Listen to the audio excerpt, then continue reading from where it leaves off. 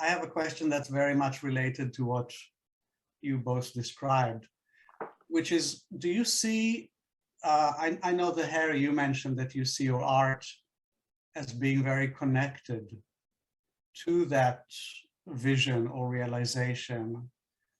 So, and I'm not sure if you can relate to that, and in terms of how that affects your work as an artist. So I'd love to hear a bit about each of your experiences as artists who are also realized, self-realized. Not self-realized, but anyway. Whatever you want to call it. Well, it's I think the drive to create art, which I've had from, I mean, the two streams in my life, and they've often been in conflict because I couldn't give myself to one or the other, or I had to give myself to one or the other, and I couldn't bring them both together at the same time, was art and the spirit, you know, the spiritual longing, if you like. So those two things have been my drivers, and actually they're incredibly intertwined, if not immersed in each other. And so the desire to create the art, which I didn't realize, you know, I didn't really realize along the way, but I do now, was to demonstrate spirit, was to demonstrate this ground, you know, the ground of the glory, essentially, to paint the glory of God. That has been the driving force.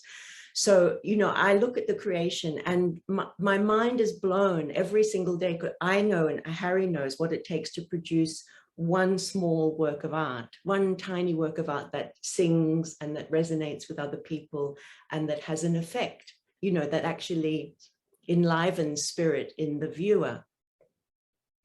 And yet I live, and we all live, in an existence where there's an unlimited number of these creations constantly being renewed not developed, renewed and multiplied. So as an artist, I'm a tiny spark, the tiniest spark of that creative force that is the world, that is the universe, that is the glory of God, if you like.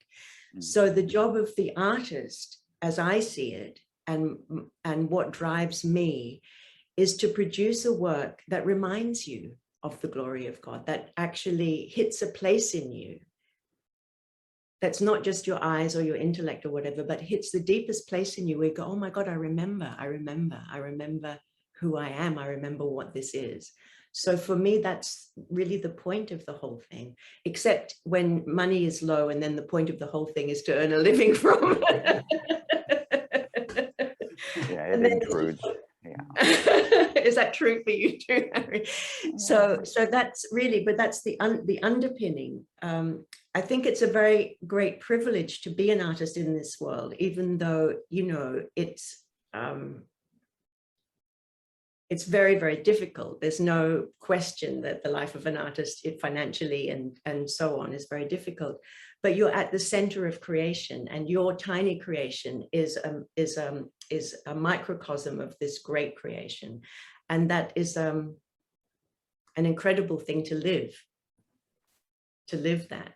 So and yeah, and the struggle, I think, with each piece of art, with each work of art, is to bring that alive from very mundane materials like a canvas and paint, and from nothing you have to become a magician of God to create something that resonates as God. And Harri, I've seen your work online, and I can literally see how that would have formed in you, you know, even though it's so different from my own work. I can see you're doing exactly the same thing. It's like you're drawing God, if you like. So that's all I have to say about it. Oh, it's beautiful. I can't beat that one, so we can move on if you like. No, it's beautifully put, because, I mean, you know, God creates. If you believe in God, then God created the universe, and that's a creative process. And she must use all her senses, his body, everything that God knows puts into creation, enters the creation. And isn't that what an artist does? And in many ways, I've come to see the process of gaining expanded or clearer states of consciousness, a painting process or a sculpting process. You're sculpting the self, you're sculpting, you're painting yourself, in the sense that, yeah, you're making this sort of outside, that looks like at first an outside representation of your inside experience, but there's no difference between the two. They're the same thing. You're presenting to the world something. You freeze on this canvas for a moment, or you try to freeze the absolute, and you make this painting, whatever it might be, or you make this sculpture so that other people look at it, they can see that moment of eternity in the painting. And you've frozen it there for a moment, but you haven't really frozen it. You've woken it up. You've woken up your inner experience, and you put it out there for other people to see. It's Yes. beautifully the way you put that. I love it. And yes, it's analogous to the goddesses or God's process of making creation. There's no difference. Only we're on a microscopic level, and God's on a big level. Same thing. Mm. There was a time when I was sculpting this some years ago, a few years ago, and I used to do wood sculpture and stone sculpture, and I was sculpting along. It was a wood sculpture, life size, and I was carving it away with a chisel and a hammer, and I rotated the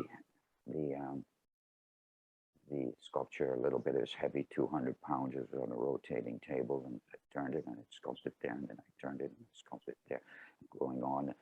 And each time I turned it, I wasn't losing the awareness of what I turned away, until I was on the back of the sculpture and I could see the side and the front, and it all became one three-dimensional phenomenon of one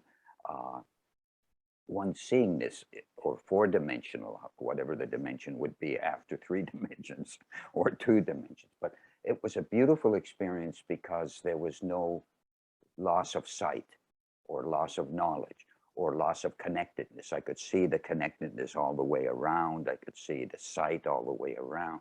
I could feel it in my hands and the chisel, this, that, and the other thing. And it was just one big, That's how I knew I was sculpting myself. Because I saw it all at the same time. And it wasn't any different front, back, side. Any different than what? Any different than me. Like that.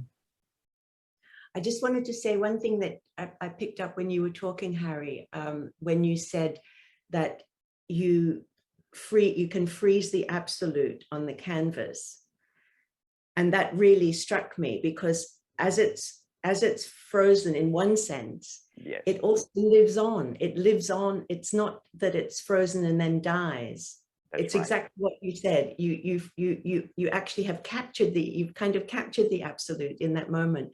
But then again, in these very mundane materials, something continues to live and live and live for whoever sees that work of art. So I just really loved your description of freezing the absolute on that. It's a trouble. You get 2 artists together, they're gonna they just talk.